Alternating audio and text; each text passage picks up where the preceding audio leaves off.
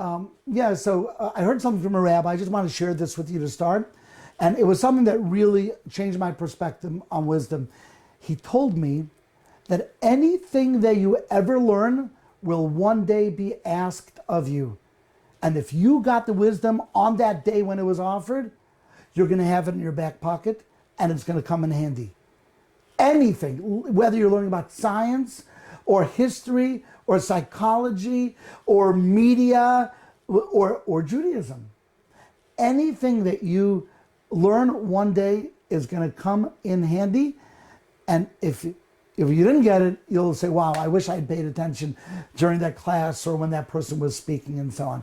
So it's something that I learned when I was young and I took it really to heart. I actually wrote a book and I put that in the book as like one of my go-tos. And so now we're going to learn about Pesach. And my goal is within the next 60 minutes or so to give you the entire vision of Pesach from what it's really all about to what do we do. And I want this to be the kind of class that you can send to any of your friends and say, you know what, you want to understand Pesach, Passover? Here's everything. Now, that's a little bit tough to do because the laws of Pesach alone could take a huge amount of time to do, and we don't have that time. So I'm going to have to pick and choose, and I'm going to pick and choose what I think are the most important points for you to get. So we're going to start with the history of Pesach, okay? So I've mentioned in this class a number of times. We left Egypt as a nation 3,333 years ago. It's a great number to know. After this year, you'll have to wait another 1,111 years to have this kind of coincidence again. But we left Egypt 3,333. Now, who were we? Were we a people? What was us at that time? We weren't Jews. What were we? The answer is we were simply the children of Jacob. The children of Jacob, of Yaakov. Yaakov had 12 sons. He had a daughter also named Dinah. And all these kids that he had went down to Egypt. There's a story. There was a great famine. And only Egypt had food. And all the sons of Jacob came down. They were rescued by their brother that they had enslaved. His name was Yosef. They had sold him to slavery, actually. They had sold him. He became a viceroy in Egypt. And eventually they came down. Now, what I'm going to do now is I'm going to take 1 minute, and if you've never heard this story, just to fill you in on the details of the story of how we got down to Egypt. Okay? So Jacob had 12 sons from 4 wives. In those days, polygamy was okay, and he had 4 wives. There were reasons that he did. He meant to have one, then the wrong wife was given to him. Eventually, he ended up marrying 4 wives, and from those 4 wives, he had 12 children. And eventually, if you have the chance to study Judaism, one of the things that you're going to learn are the names of the 12 tribes. They're considered really important, an important thing to know about Judaism. And then you'll be able to say, Reuven, Shimon, Levi, Yehuda, Yisachar, Zvulun, Dan, Naphtali, Gad, Asher, Yosef, Binyamin. Those are the 12 tribes. And it's very important to know there were 12 because throughout Jewish history, the tribes themselves had stories, and there were sometimes fights between them. There were sometimes tremendous unity. Good to know. Now, there was one son whose name was Joseph, and Joseph was the son of the favorite wife. Yes, he had a favorite wife. Why did he have a favorite wife? The answer is he was supposed to marry just this one lady. He was his favorite because that's one he was supposed to marry. His father-in-law tricked him, and underneath the chuppah at the wedding, the father-in-law replaced one of his daughters with another. So he always had a special love for Rachel, and Rachel had a child named Yosef. And Jacob loved Yosef very much. He even gave him a beautiful colored coat and as a gift. And the brothers were very jealous of him because, you're jealous of dad and mom like someone else better than you, right? It hurts.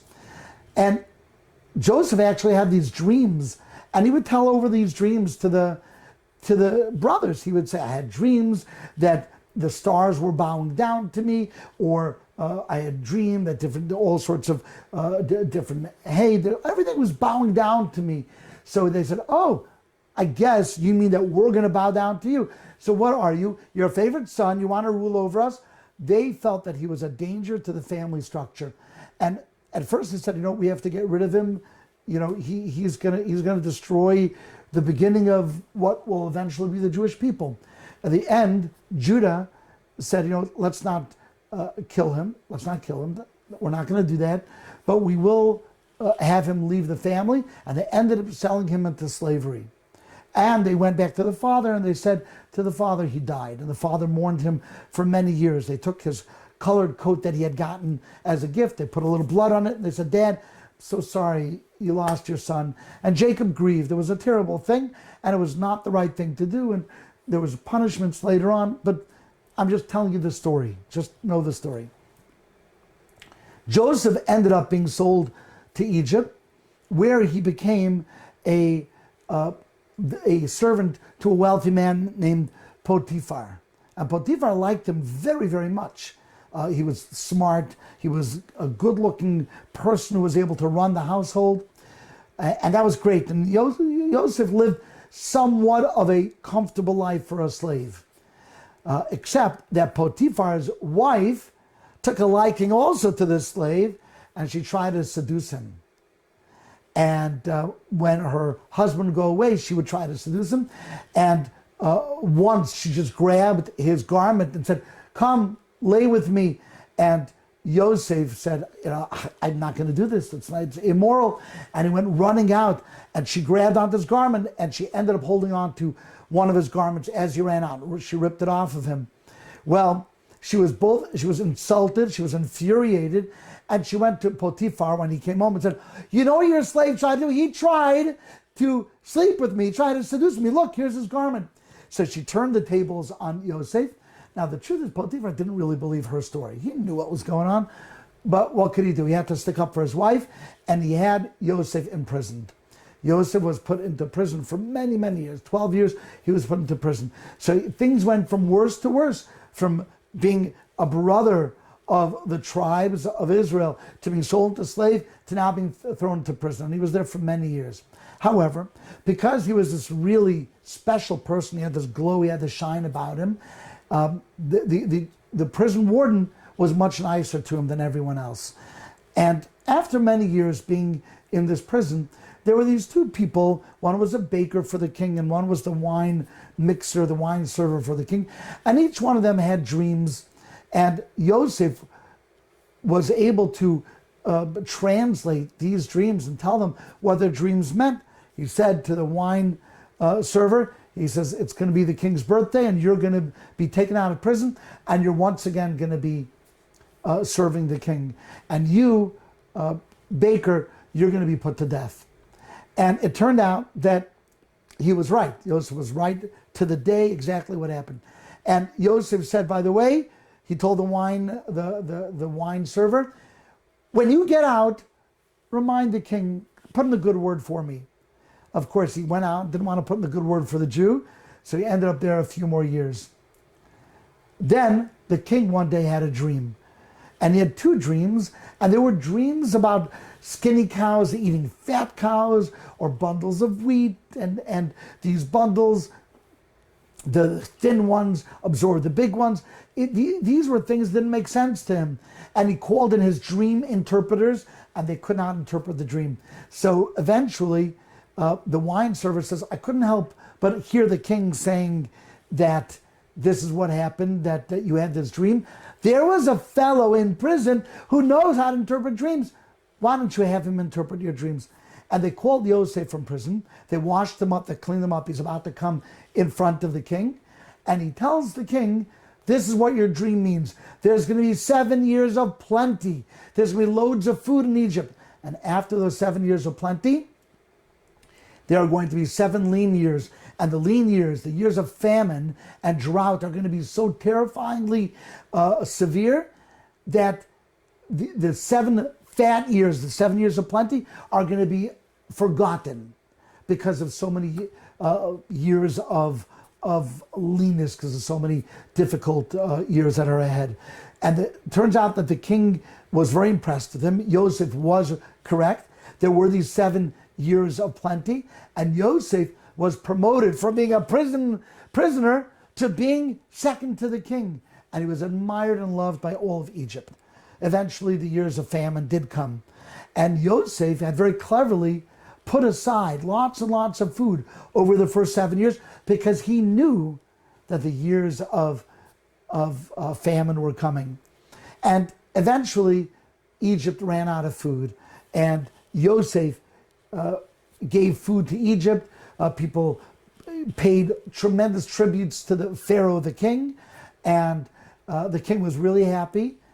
At that same time, Jacob and the rest of the 11 tribes who were not living in Egypt, they were living in Canaan, but there was a famine, and the famine was throughout the Middle East.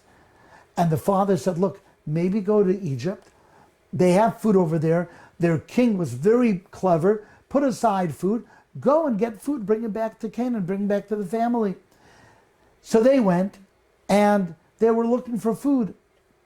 Well, when it was told to Yosef that his brothers were in town, he was excited and nervous, and he tried to think, okay, how am I going to meet my brothers?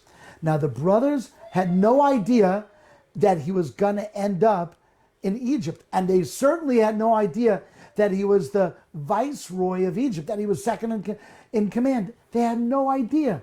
So they all came in front of Yosef, and they called Yosef had a name called Tzafnas Paneach. That was his Egyptian name, and archaeologically speaking, we know that name exists. It's really interesting. Tzafnas Paneach. And they stood in front of Tzafnas Paneach, who was really Joseph, and he said, what are you doing in town? They said, we're here for food. And he said to them, well, you look like you scattered out throughout the land. And one of the reasons they scattered out was because they had heard maybe Joseph was in Egypt, and they figured, besides looking for food, maybe they'll look for their brother Joseph. They knew how sad Yaakov had become about losing his son, and maybe if they could actually find him somewhere. So Joseph accused them of being spies. And they said, no, we're not spies.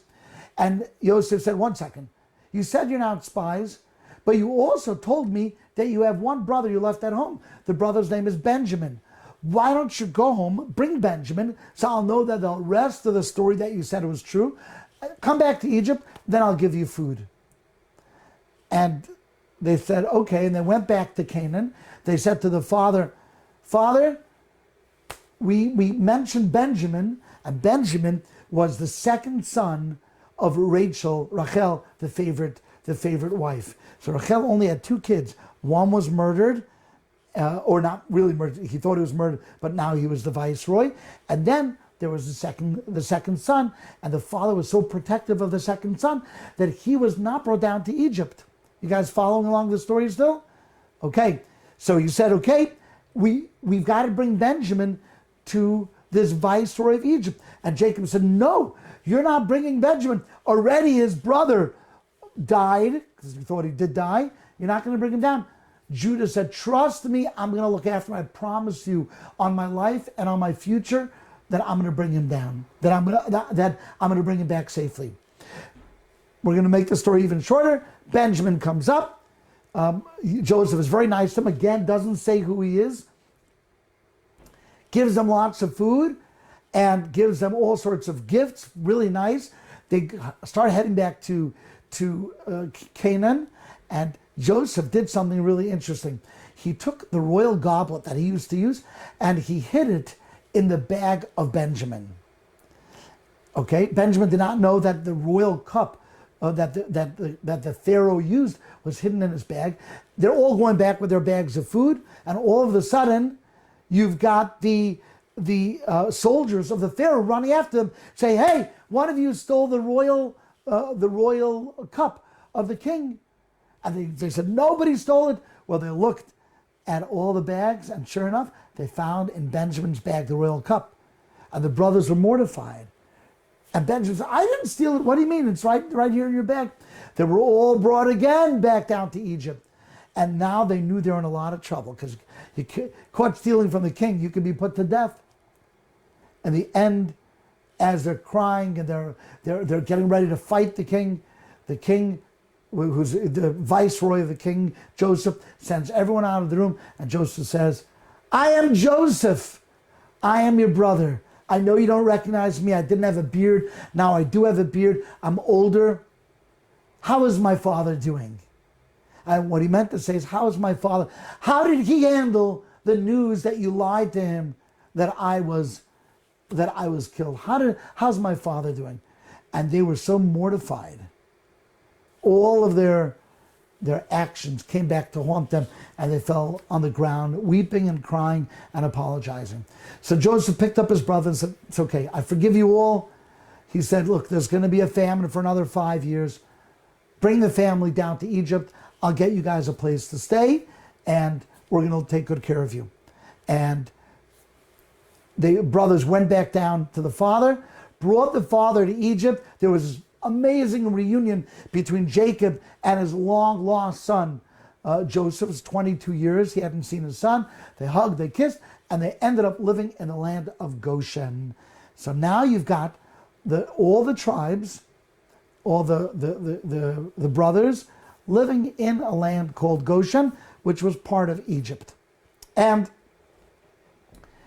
they grew fruitful, and they multiplied, and they had children. And the children were, of course, first cousins. And then they had children. Their children were second cousins and third cousins. And soon, this small family, it was a relatively small family, when they went down to Egypt, there wasn't just 12, because they already had children. By that time, there were 70 people. 70 means each one of them had a few kids. From 70 people came an entire nation. Now, that nation is going to end up being us. We are that nation. We are the nation that went down to Egypt. Now, we're called Jewish because most of us come from the tribe of Judah. So we don't come from Joseph, but we come from Judah. And there we were in Egypt. Now, all the brothers eventually passed away, and a new king, a new Pharaoh. Now, all the kings in Egypt were known as Pharaoh. A new Pharaoh came, and this Pharaoh forgot about all the kindness that Joseph had done. Remember, he had saved Egypt from famine. He forgot about it. He just said, okay, we're not gonna pay attention to that. You know what's troubling me? The Jews. Now, they weren't called Jews then, but they were the children of Jacob, and they trouble me, and they trouble me because they're growing so fruitful. They're having so many children, and they're not like us. They don't dress like us. They don't speak like us. They have a different language. They're so different, these Jews, that I'm afraid that the next time there's a war between Egypt and one of her enemies, all these Hebrews are going to take the side of the enemies. And we're fostering, we're nurturing this enemy element in our midst. We got to do something about these Jews. We got to do something about them. And the first thing they decided to do was that they're going to start to kill the newborn babies.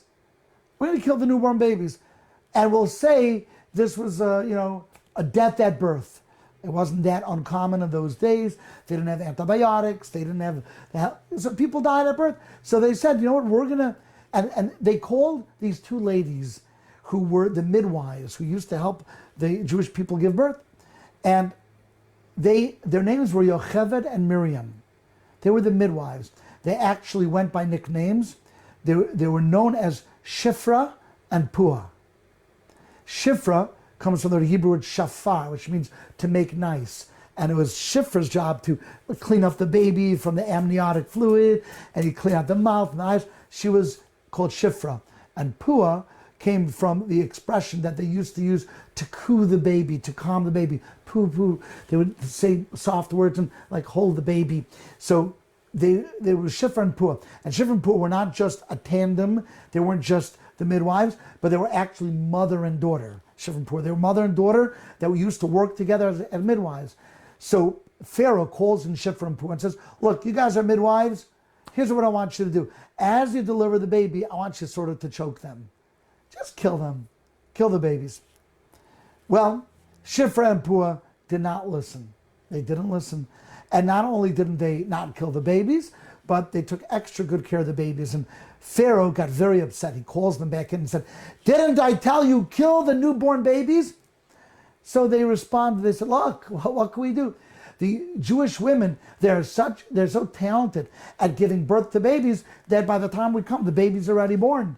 And what, we're going to kill them? We can't. You don't want us to come and choke a baby.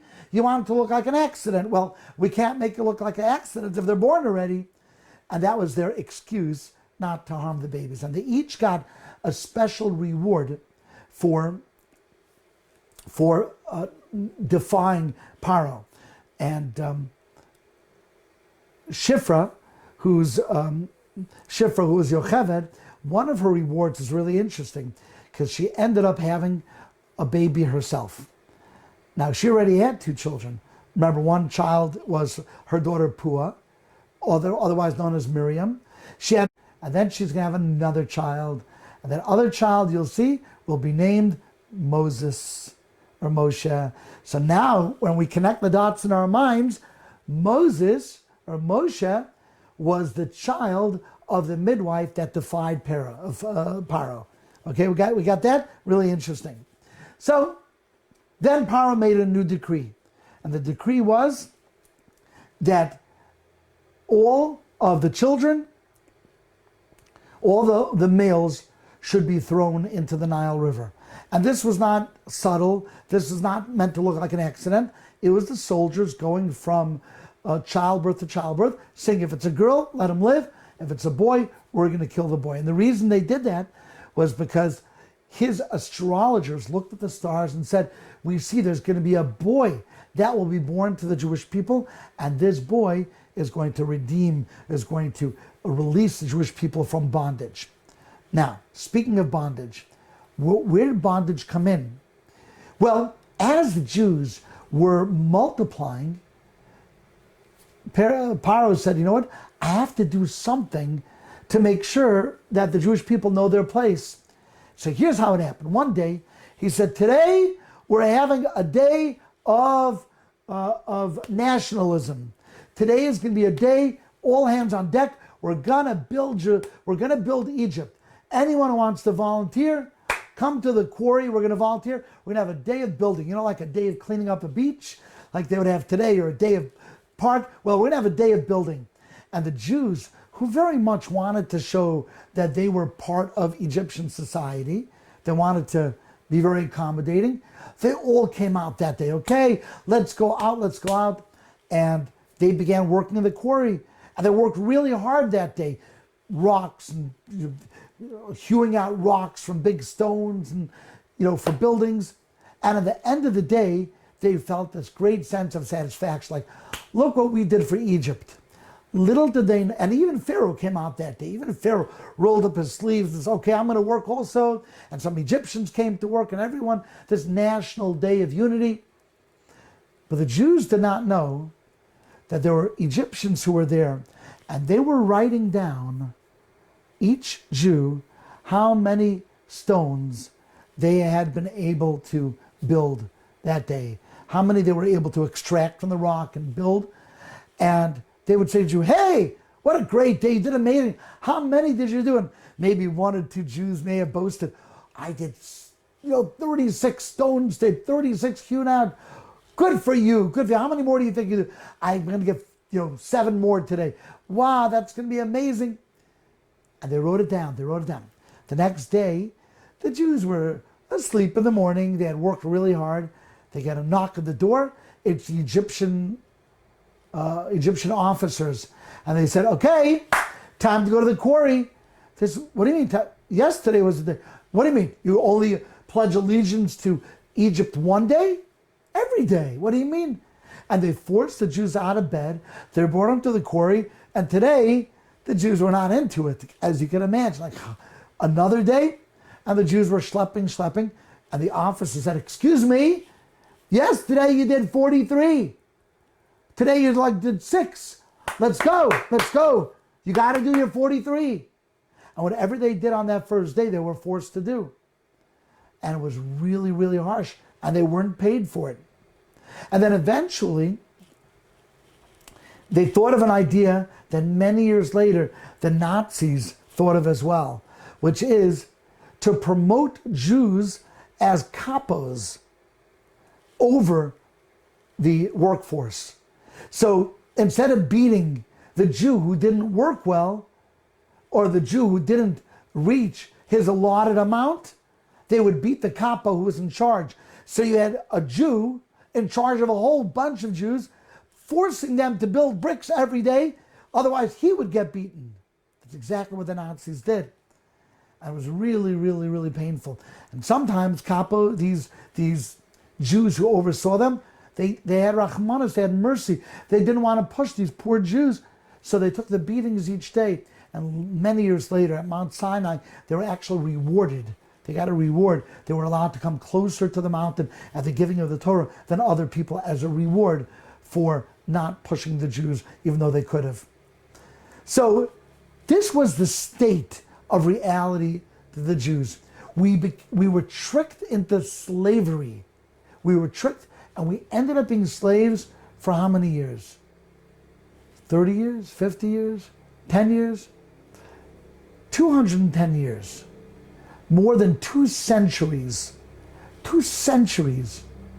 The Jews were beaten and whipped and abused and ignored. It was awful. Eventually, Pharaoh made this decree. All boys, they're going to be thrown into the Nile. Shifra, who was Yocheved, we mentioned, she had a baby. And her baby, she named him Tovia. God is good. What an amazing way of understanding, of looking, whatever God does for the good. She named him Tovia. And he was born prematurely. He was actually born after 6 months. And therefore the astrologers, when they figured out when the baby was supposed to be born, they had calculated 9 months. And he ended up being premature.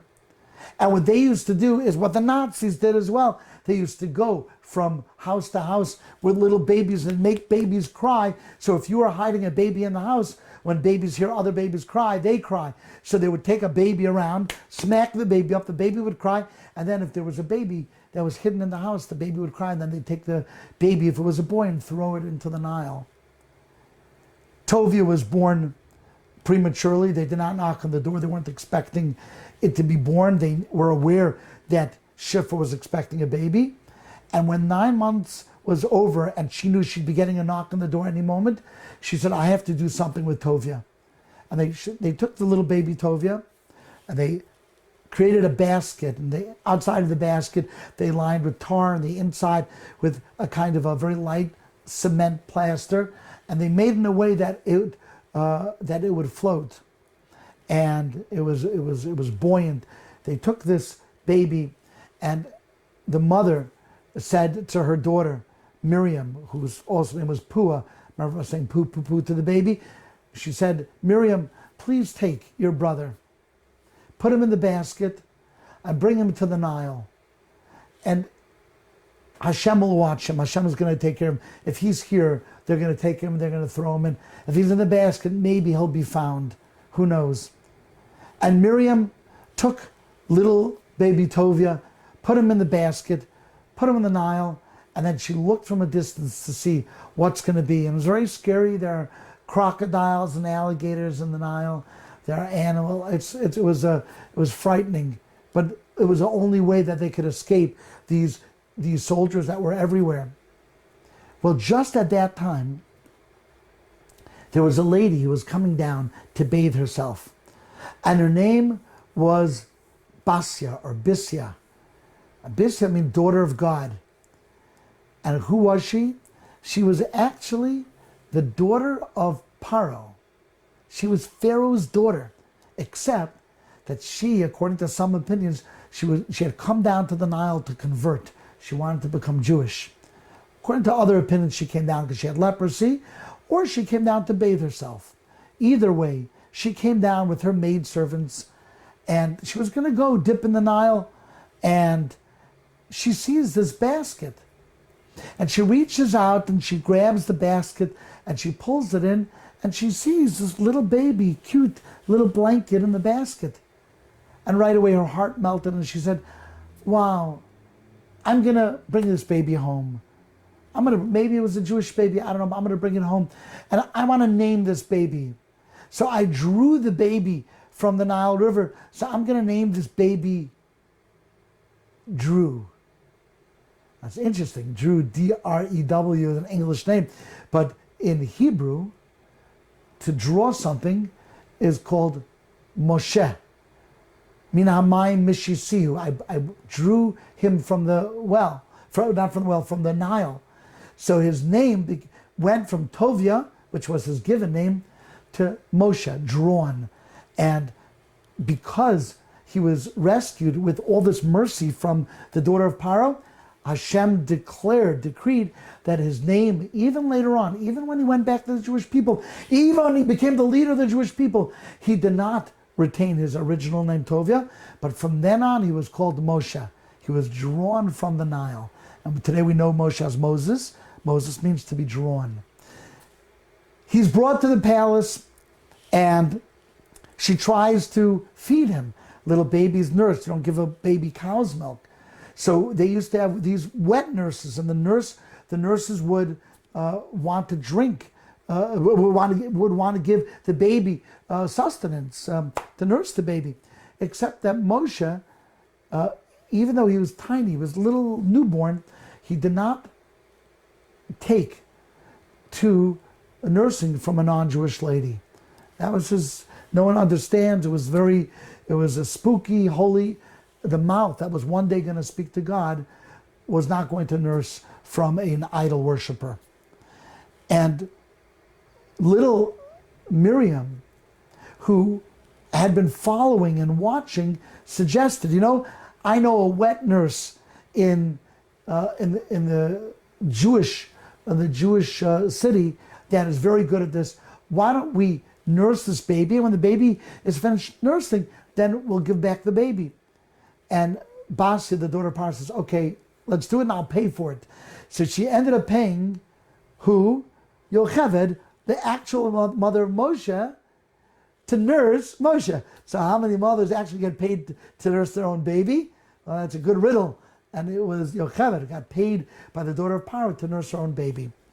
Eventually, Moshe was brought back to the palace. Now, if you've seen Prince of Egypt, you guys saw Prince of Egypt? Yeah, nice music and so on. But the story, unfortunately, it made the story about Paro as a brother with Moshe. That's not the story. That's just Disney trying to make a story.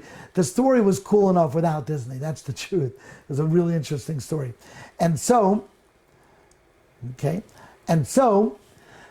here we've got Moshe, as he's growing up, he is growing up as a prince, and one day he goes out and he sees the Jewish people. He started making this habit of watching the slaves work, and he didn't understand it. Like, it actually bothered him.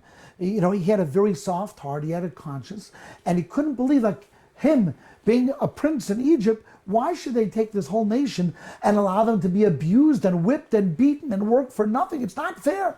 And Moshe actually inserted himself in the quarry to try to work with them, to give them energy. And every time he tried, the officers removed him. Excuse me, it's not the dignity of Egypt to have the prince of Egypt working together with slaves. One day, Moshe is walking outside and he sees that there's an Egyptian beating a Jew. There's an Egyptian beating a Jew. And he was horrified. Now, it's interesting that the Egyptian was beating this Jew, says the Medrash, because the Egyptian had cast his eyes on this Jew's wife. And he wanted this Jew's wife for himself.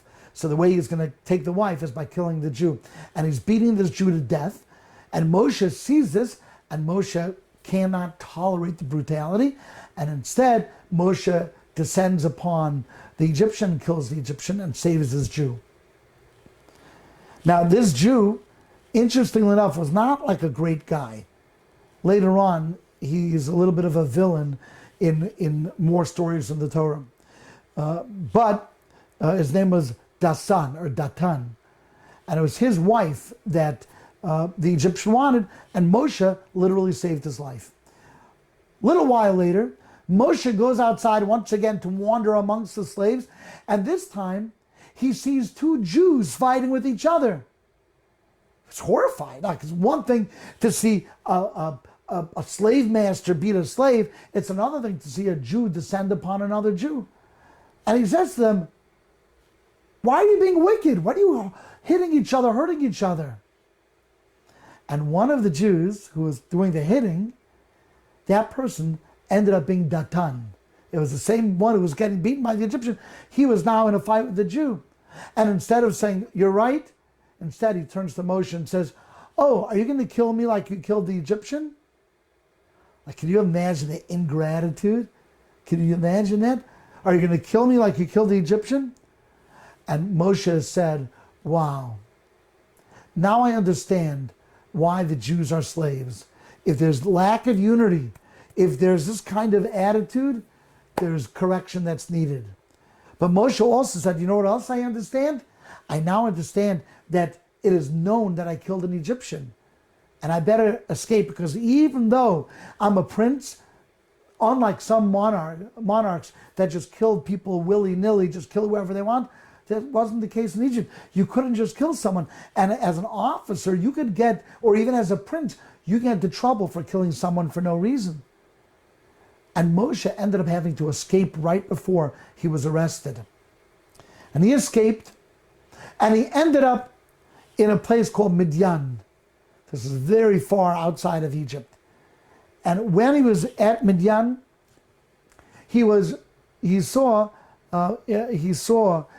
these ladies, and they're waiting. They want to draw water from a well, and Moshe Rabbeinu helps them draw the water, and the water comes up to him, and he's drawing water. He's helping them, and the ladies go back to their father and saying to the father, he said, how are you here? How are you back so early today? Usually when you draw water for the well, for our livestock, for our sheep, for our cows, it takes time. He said, oh, there was this Egyptian guy. Not only did he draw the water for us, but we were being harassed by all sorts of other shepherds who were there, because we're women, and they were harassing us and pushing us out of the way. And he pushed them all away, and he saved us, and he drew the water from the well. So these ladies, their father, whose name was Yisro, or known in English as Jethro, but we'll call him his Hebrew name, Yisro. Yisro said, well, where is that guy? I have all sorts of daughters. They all need husbands. This guy sounds like a real mensch. He sounds like a prince. Go find him. And they found this guy who ended up being Moshe. And Moshe ended up marrying the daughter of this person who owned the livestock, one of the girls who were there at the well, and her name was Tzipporah. Moshe married Tzipporah. And Moshe became a shepherd for his father-in-law, Yisro. And being a shepherd it's a respectable living. You can meditate on life. It's not a very difficult job. It is a great falling from being a prince to being a shepherd. One day, one of his sheep was very, very thirsty, and little sheep, and the sheep had strayed, and he went to look for the sheep. He finds the sheep, and he takes care of the sheep. It was the most amazing thing. And Hashem said, wow, somebody who takes care of my flock in such a beautiful way, they should take care of my larger flock, the Jewish people. And Moshe Rabbeinu, Moshe, is this shepherd, is going one day running after a sheep, and he sees a bush, and the bush is on fire, but the fire is not consuming the bush. The bush is just on fire. And he says something is holy about this bush that's burning. And he hears the voice of Hashem, and right away he says, wow, this place is holy. He takes off his shoes, and Hashem says, Moshe, I've seen you, I understand you. I want you to go back to Egypt and take my people out. Tell Paro that the Jewish people are going to be taken out. And so Moshe said, I can't. I'm not the right person for the job. Moshe had a little bit of a speech impediment that had to do with a story when he was young. He couldn't speak well. He said, why are you sending me? Send anyone but me. I'm not worthy of taking the Jewish people out. And he argued with Hashem. He argued with God for 7 days. And finally God said, listen, I'm not taking no for an answer. You're the right person. Aaron, your brother, he's going to help you out. It'll be you, Moshe, and Aaron. And he says, you see that staff in your hand? That staff is going to be a sign. Here was the sign. They went to Egypt, Moshe and Aaron. They went all the way back. And they were not in danger. Moshe wasn't in danger anymore. All those accusations were old. They were forgotten. The people who accused him had passed away. So he was able to go into Egypt. He was unafraid. He got an audience with Pharaoh. Now, it was a good day for him to go because it was Pharaoh's birthday. And everyone was coming and offering Pharaoh all sorts of gifts. Oh, Pharaoh, I come from a city called Nineveh, and here is my gift for you. I come from the Philistines, and here's my gift to you. And then Moshe and Aaron came. And Pharaoh was there, and he was all ready for his gift. And they said, we don't have a gift. We are here with a message. God said, let my people go. The Hebrews, they're God's people, let them go. And Pharaoh said, who's God? What God? Which God are you talking about? I've got an encyclopedia of gods. Your God is not listed in my encyclopedia of gods. I won't listen to God. I don't know who he is, and I'm not sending the Jewish people out. And they said, here's a sign that God sent us. And they took the staff, they threw it on the ground, and the staff became a snake. A big snake.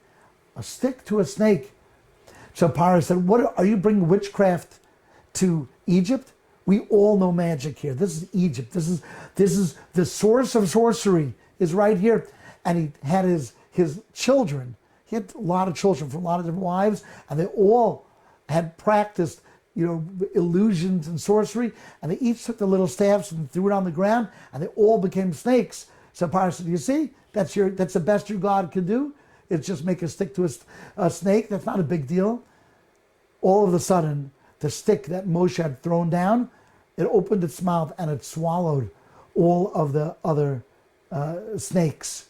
So Pharaoh says, okay, I was impressive, but I'm not sending the Jewish people. I'm not sending them away. Well, they met Pharaoh a few days later, and Pharaoh was at the Nile River. What was Pharaoh doing at the Nile River? Well, Pharaoh looked at himself like a god. He actually wanted everyone to look at him like a god. That's what pharaohs were. They were like gods. One of the things gods don't do is they don't relieve themselves. They don't go to the bathroom. So you have to go to the bathroom secretly if you were a pharaoh. So this would not have worked probably for women, but even for a guy, it must have been very, very painful. In the morning, Pharaoh would get up early in the morning. He would relieve himself, and that was it for the day. So quietly he'd go where he wasn't so godlike as he was relieving himself. Moshe approaches him as he's relieving himself, which was very embarrassing because there he is doing his thing. And Moshe said, listen, you better let the Jewish people go or everything is going to turn to blood, all the liquid in Egypt. And Pharaoh said, it's not going to happen. And sure enough, that was the first plague, the plague of blood. And I'm going to go through the plagues very quickly now because I want to get to a few of the laws. We know the first plague was a plague of blood, and everything turned to blood, and that lasted for 7 days.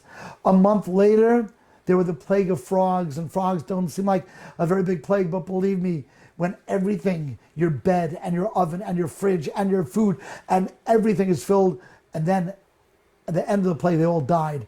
And a dead frog is worse than a live frog because it's like a dead fish, and there were like dead frogs everywhere. And Egypt stank from the dead frogs. Then came lice. It's hard to imagine having a body infested with lice, up your nose, lice, in your mouth, in your food, in your ears, burrowing their way into your ear canal, lice, everywhere lice.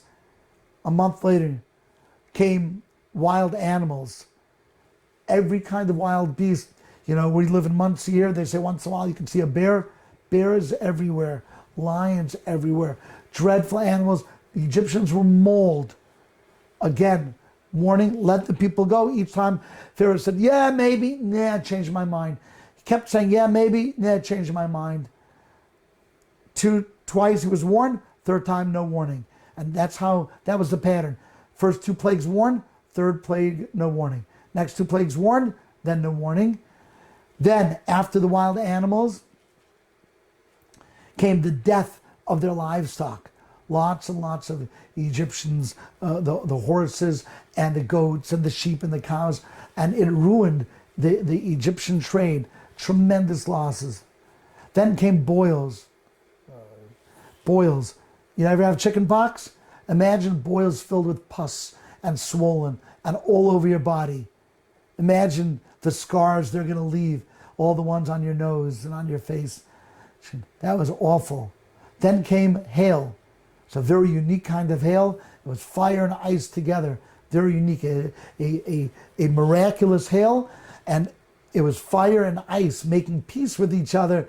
So the fire, the ice was heavy as it would fall. It would crash through the roofs and the ceilings of homes. And then the fire, part of the hail, would then set the home on fire.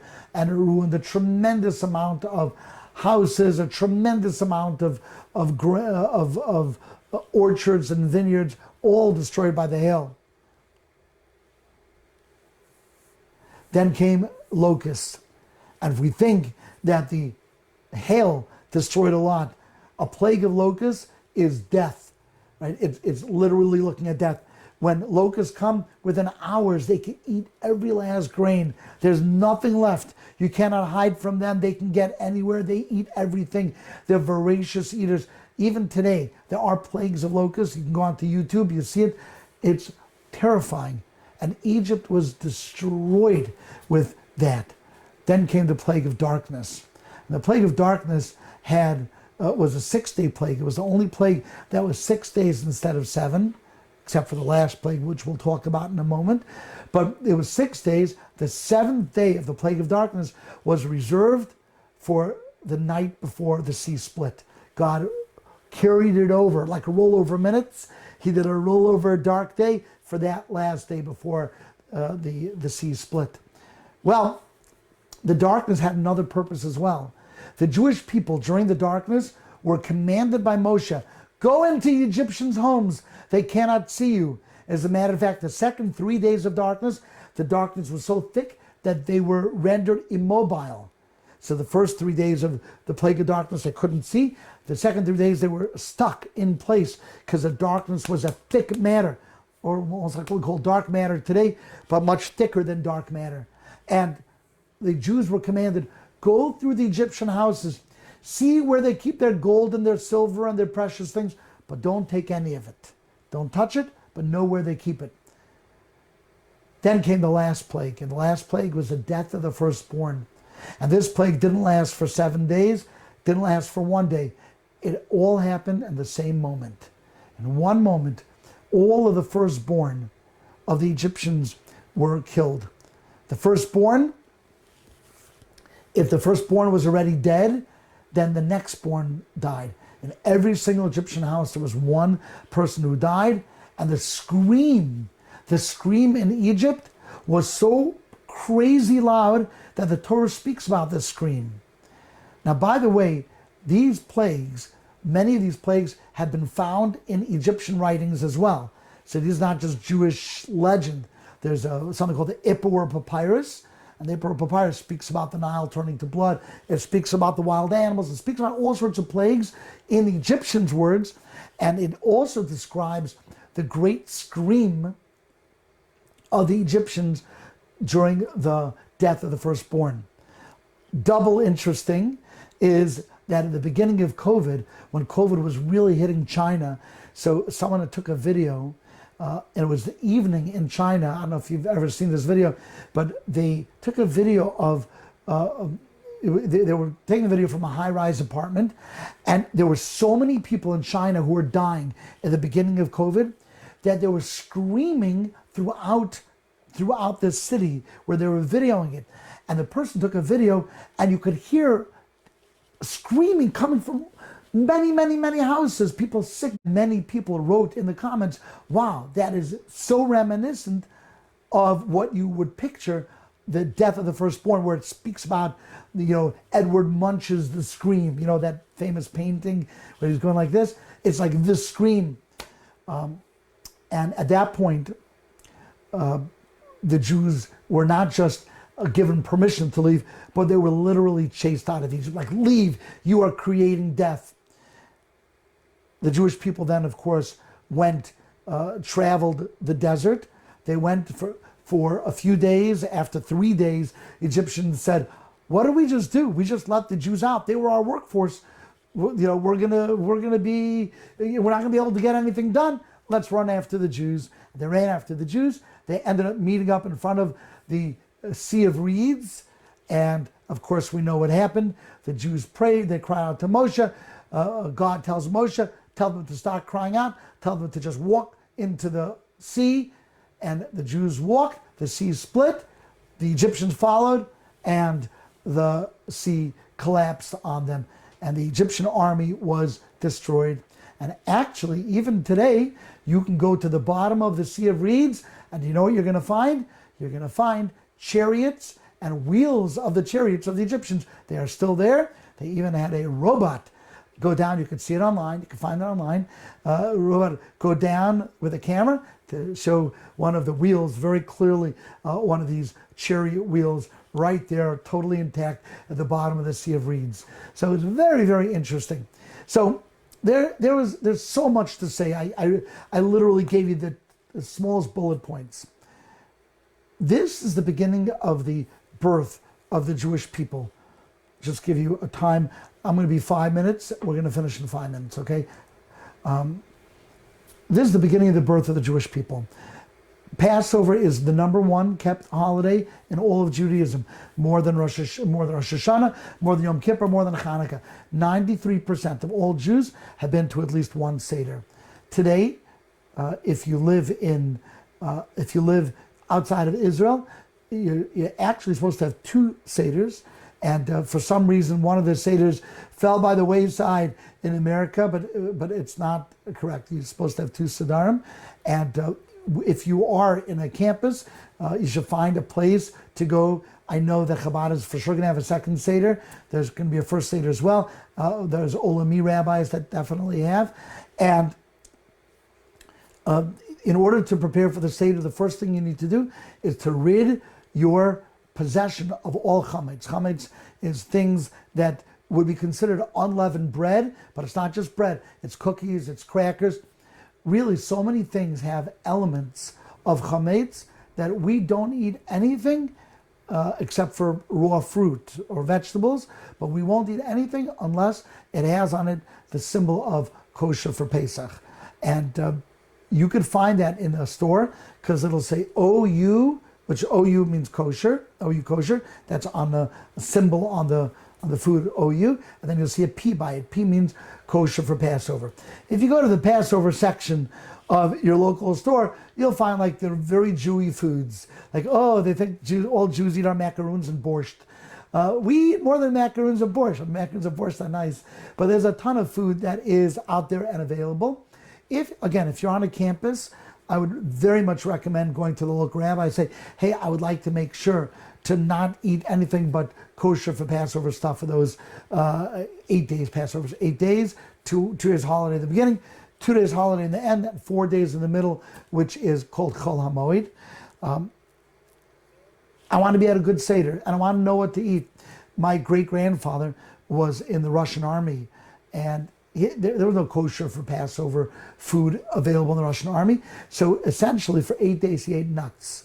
He ate nuts all for eight straight days. That's what he ate because he knew those would be things that are kosher for Pesach.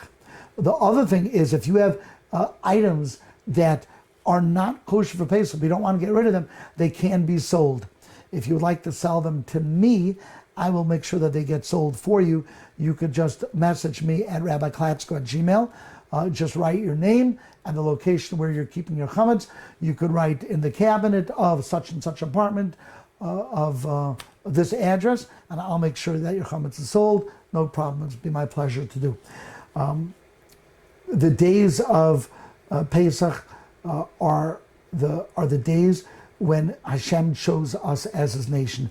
He took us, He extracted us as one nation from another nation. We're the Jewish people who were extracted from within the Egyptians, from Egypt. And we were unique, we were different. Even if you look at old archaeology and you see where Jews are depicted in Egyptian archaeology, we're depicted as dressing differently. And it's one of the things the rabbis teach us, that even though the Jews were very assimilated in Egypt, you would imagine in a few centuries you're going to be assimilated, there are three things they did not change. They did not change the way they dressed. They did not change their language. They spoke Hebrew, not Egyptian. And they did not change their names. They stuck with their Jewish names, and that's why Jewish names are a very big deal.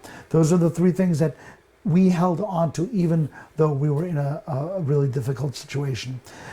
I will be available for more questions. I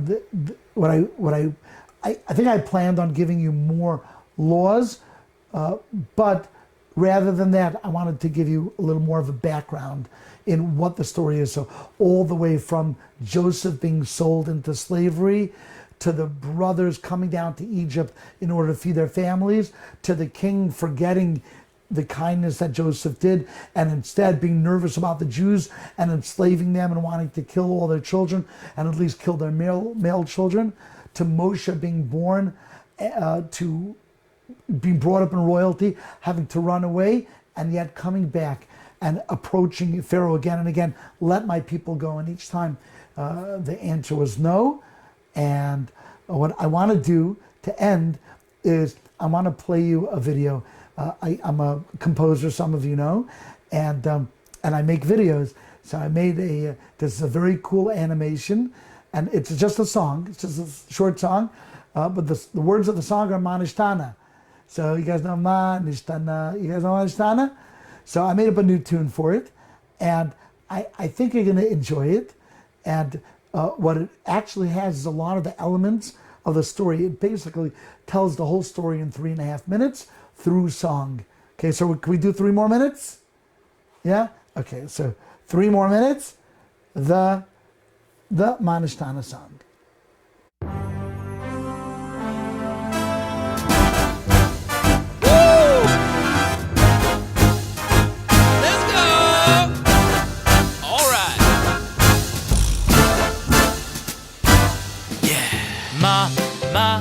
Manishtana, Manishtana, Manishtana, Alayla Hazeh. Manishtana, Manishtana, Manishtana, Alayla Hazeh. Manishtana, Alayla Hazeh. Manishtana, Alayla Hazeh. Manishtana.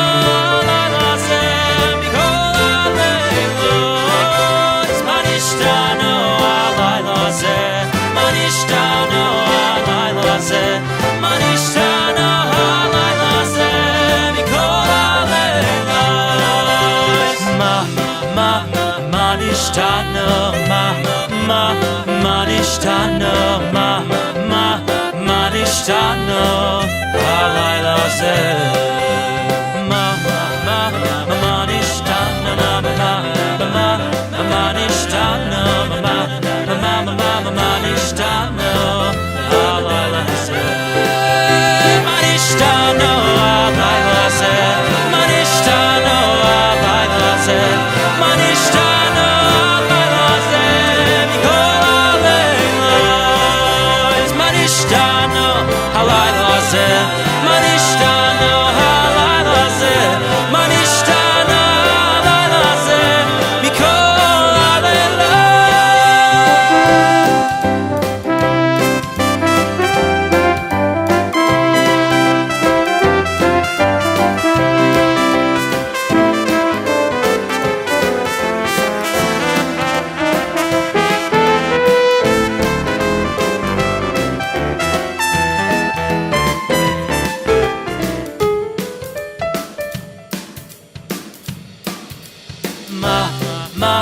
מה נשתנה, מה נשתנה, מה נשתנה הלילה הזה, מה נשתנה הלילה הזה, מה נשתנה הלילה הזה, מה נשתנה הלילה הזה, מכל הלילות, מה נשתנה הלילה הזה, מה נשתנה הלילה הזה, מה נשתנה הלילה הזה, מכל הלילות.